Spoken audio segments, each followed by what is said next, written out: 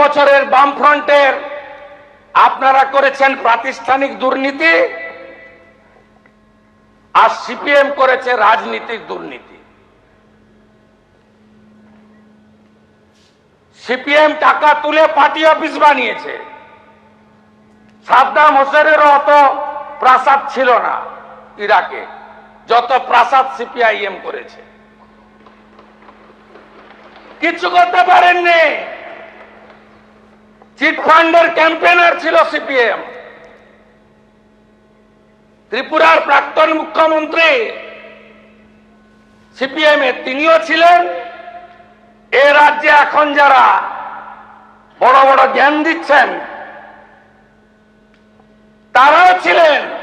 আমি সব বের করেছি। শুধু চোর তৃণমূলকে নয়, দুর্নীতিগ্রস্ত সিপিএম কেও আমি ছাড়ব না। আপনি ভেবেছেন 11 সালের পরে আপনারা কম্প্রোমাইজ করে নিলেন, পানিশমেন্ট দিতে পারেননি। ভাবছেন এই 2-3 মাস ভীষণ চাপে আছি আমরা, আস্তে আস্তে নরমাল হয়ে যাবে। নরমাল হবে না, নরমাল হবে না। সমর মুখার্জিদের মতো ভদ্রলোকদের, সমীর জানাদের কোনো চিন্তা নেই। বাকিদেরকে জেলে নেব, কাস্টডি ট্রায়াল করাবো, চার্জশিট করব, সম্পত্তি অ্যাটাচমেন্ট করব, অ্যাকাউন্ট ফ্রিজ করব,